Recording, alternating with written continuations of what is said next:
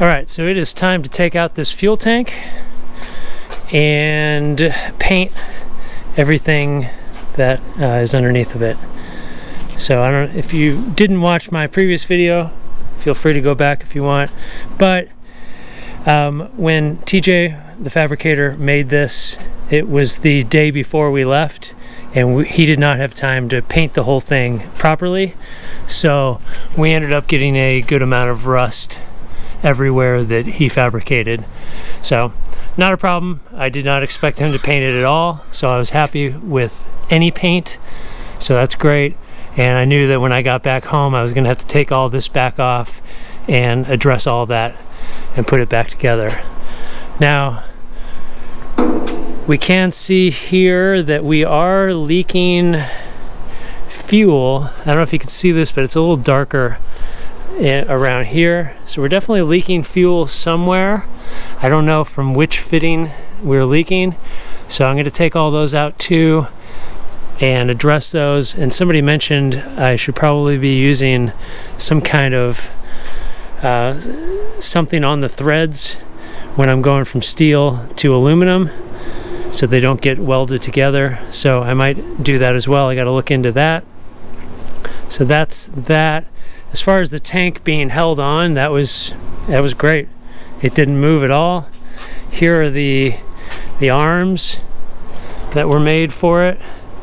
What I do need to get is some thinner rubber, so this looks a little bit better, or maybe just cut this one down. So we'll see about that. But I got to take those apart and paint them first. And that's about it for now. So I got to figure out how to get this tank off. It's very low on fuel, but it's still got enough fuel in there to make it pretty heavy. So, all right, got the tank pulled out. No problem there. Pulled off the rubber. I think I'm going to go with a little bit thicker rubber for the bottom of this. I think it's just a little bit too soft. And now it is time to sand. Strip, sand, and paint. Here's a close-up. You can see how TJ welded this bar on here for support, and then he welded this bar on here for support. Now I'm probably gonna have to take that fender off as well so I can get in there and really paint that properly. And then you can see also here he added this angle iron here and here to support the tank, and then welded on this tab and this tab here for the bracket. Alright, so I decided to pull this off so I could more easily get at it. It's a lot easier than pulling off the fender, that's for sure. And it also allows me to get in here and spray paint the frame where I'm starting to get a little bit of surface rust. Alright, I think I have this thing completely prepped and ready to go. I had to touch up a few little welds. This had actually cracked, so welded that. There's a few little tiny holes that I patched up. I really contemplated this for a long time, and that's a lot of work to do this, to grind this down, especially something this complicated with all these nooks and crannies and stuff, and the weird paint that was on it before. And it's just so kind of defeating, because you feel like even though you're going to put all this work in here and then I'm going to take all the time to paint it, that in the end it's still just going to rust through, because like I can't get in here or any of these, and you know, what do you do about that? And there's holes all over this, even in these square tubes, so you know there's water getting inside the tubes, and that's going to rust. And so you just feel kind of like you're spinning your wheels, just wasting your time. I guess if I had a ton of money, I would go get it. Maybe I think you can get things like dipped in, I forget what that's called, but I can't afford to do that. So we're just going to run it. And something I contemplated for a long time was, should I try to do Pour 15 on this? And I had decided not to, because it's not UV stable. But then I decided, you know what, I'm just going to do it. Pour 15, that'll encapsulate any rust that's on here that I can actually get to. It still doesn't help for this kind of thing. And this whole part here is going to be covered by the aluminum strip. And everything else is, I mean, this is all going to be covered by the tank. And then I'm probably going to put toolboxes in here, so it's pretty much going to be covered. So I'm going to do Pour 15, encapsulate all of the rust that I can, if there is any, and get a really tough coating on there so that when things hit the bottom of this, it doesn't just completely scrape it off and then rust there. And then I'm going to paint over it, because you can do that with Pour 15. I'm going to paint over it with regular Rustoleum that is UV stable. So my Pour 15 is basically going to be my primer. And I have to spray this anyway once I put it on, because I'm not going to Pour 15 that. There's really no reason to. It's just aluminum. That's going to be fine. So I'm going to spray that anyway. I might as well just spray the whole thing and be done with it. So next we have to etch and put Pour 15 on here and hope this thing lasts as long as it can. All right, there you go. All right, where are we at? So this is done. Pour 15, first layer, 3 coats of black, 2 coats of clear coat. That is ready to go. Next step, tank. All right, I hear everybody looked at it, into it a little bit. Definitely painting aluminum seems to be a much harder undertaking than I had originally thought. I mean, if you want the paint to actually stick to the aluminum and stay. So I have this piece. This is the step. This I definitely need to paint. So I'm going to try this first. I've seen some stuff. There's lots of chemicals out there. Can't get any kind of consensus. Everybody has a different idea of how you should do it and what chemicals you should use. But anyway, you seem to etch it in some way with some kind of chemicals that allows the paint to stick to it, and then you paint it. I don't know how well that's going to work, so I'm going to do this first and see how it goes. Probably put the tank on like it is now after cleaning it, and then if that holds for any length of time and I'm happy with that, then I'll pull this back off and paint it. Hey, it's okay, buddy. No, hey. No, we don't need you. Hannah's got it. So far I wire wheeled the whole thing. I sanded it, though sanding doesn't really do much because these bumps, you're not getting in every groove. So it's a really crap day to be trying to paint, but we might give it a shot. Look at this wind. It's yeah, it rained for some reason. I don't know. I thought I was gonna have a nice sunny day to do this, but whatever. So first step we're gonna do is we're gonna degrease this thing. All right, next up we're gonna clean this thing off with acetone. I don't know if I should have done degreaser first or not, but we'll see. All right, lastly, let's wipe it down with some alcohol, huh? Take a swig or two of this first. All right, first we did that, then we did that, then we did that. Next up, I am going to do some of this self-etching primer. So here's the deal with this. This happens quite a bit with these truck projects. This is an area I know nothing about. Somebody mentioned in one of the videos when I said I wanted to paint that it's gonna flake off. So I looked into that just a little bit, and that seems to be true. Certain surfaces like aluminium and what's the other one? Stainless. They're smoother, I guess, so they don't, the paint doesn't adhere as well, kind of falls off. And there's also an oil situation when you paint it. So anyway, what happens is I end up going down this rabbit hole of just hours and hours and hours of watching videos and trying to read stuff, but I don't even really know where to start. I don't know who to listen to. There's a million different opinions.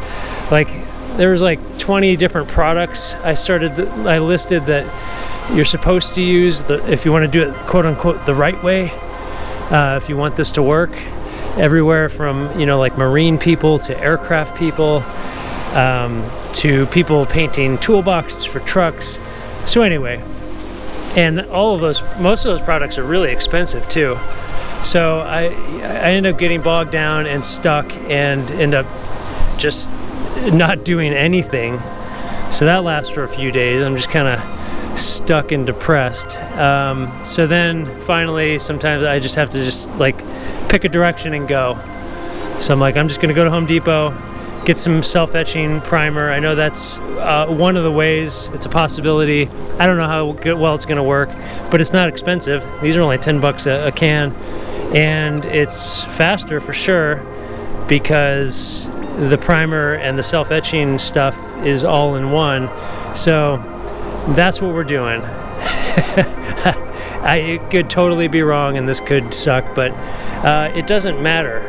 I can take this off very easily in the future and redo it any way I want. I can go get it anodized, which is too much money. Somebody mentioned that. I can't afford to go get that anodized. That'll be expensive just for a step. I could get it powder coated. And I did that with that, what did I do powder coat? Oh, the battery box, which is over there. I think that cost me, wow, a couple $100 just for that little battery box. So this I'm sure would be a couple $100. So I'm not willing to put that kind of money into a step. So we're going with this. I'm gonna do a couple coats of this, then we'll do a couple coats of the flat black, or the satin black, sorry, and then clear coat it like normal and put it on and see how it goes. Sorry for the rambling, but my whole purpose of this channel is to show you, I guess, my journey. So yeah, that's kind of the behind the scenes process, the hours and hours of quote unquote, I won't call it work, it's basically just spinning in circles. So yeah, there you go. Let's paint it.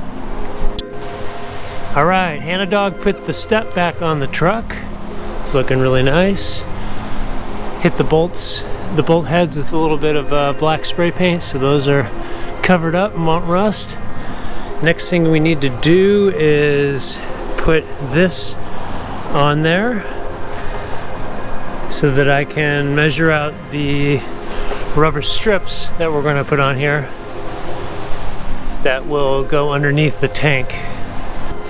Alright, so somebody had commented that because these were different metals, I think we have steel here and then aluminum, that I would have problems with these getting stuck if I didn't coat them with something.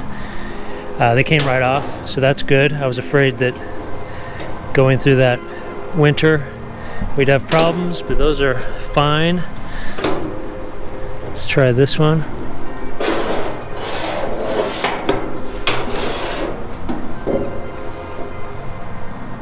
Doing stuff with one hand is not easy. That came right off. Because I don't think that's steel, that's probably brass.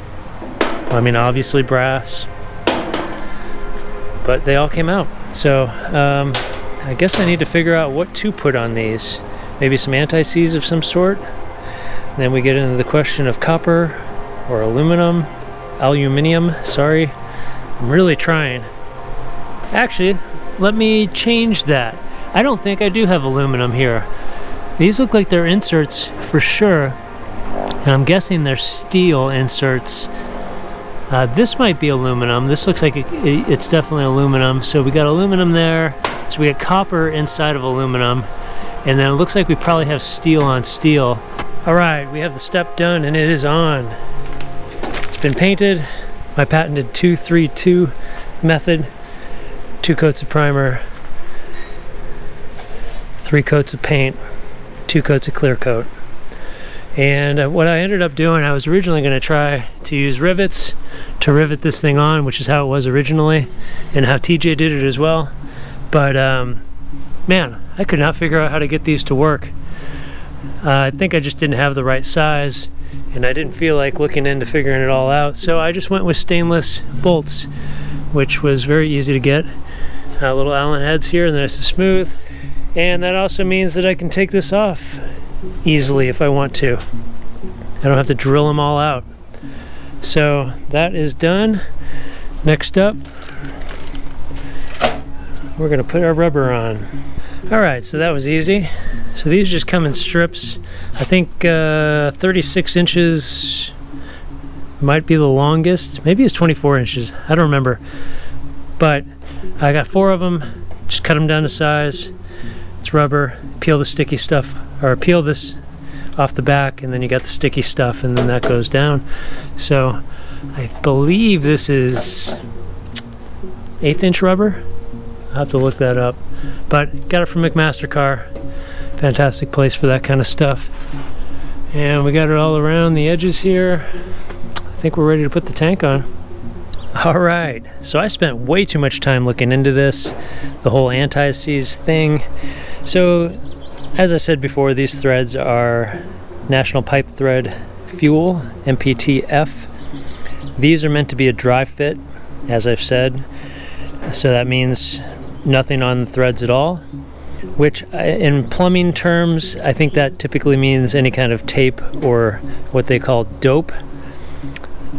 But these are also only meant to be used once, which is interesting. I guess all National Pipe Thread NPT threads are like that because they deform when they're tightened down. So you shouldn't really be taking it apart again. But I'm not going to replace these. So I guess what can happen is if you do take it apart and reuse it, you can create gaps in there when you put it back together, or you may have to tighten it down more, or you may have to end up using something on the threads. Now, I'm not as worried about that as I am about them just getting corroded and stuck. So I am going to use anti-seize, and I'm going to use just the original regular anti-seize. Permatex makes 3 different types. I put a post up on my website, a blog post with all 3 of them on there and their uses and stuff, and this seems to be the best route, just the regular anti-seize. I'm not going to get into all the differences of the 3. I only have 2 of them here. This is the copper. We're missing the nickel version of it, but I'm going to put that on there just to keep them from seizing. And then if I do have any kind of sealing issues with them leaking or something because I've put them back in, then I will go get some pipe dope and put that on these threads. So that's what we're doing. All right, we got our fittings on here, and basically I think the best I could find on this, and I couldn't find a ton of information on NPTF, but basically hand tighten, and then I think 2 quarter or half turns after that with a wrench. So don't over tighten, whatever that means.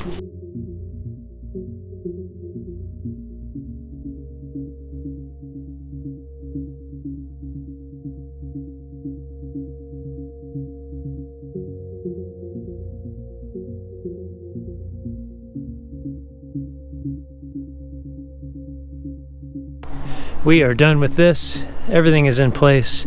We got it strapped down. All the fittings are connected. Everything's zip tied down with the hoses. Last thing we need to do is start this thing, and I just bled the fuel lines. So let's see if I did that correctly and it just starts right up. That would be amazing, huh?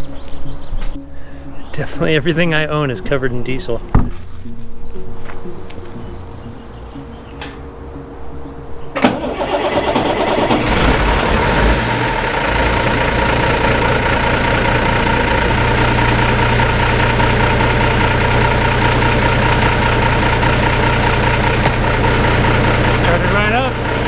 Boom. See if we have any leaking in here. Not that I can tell. That's not rattling at all. That's nice.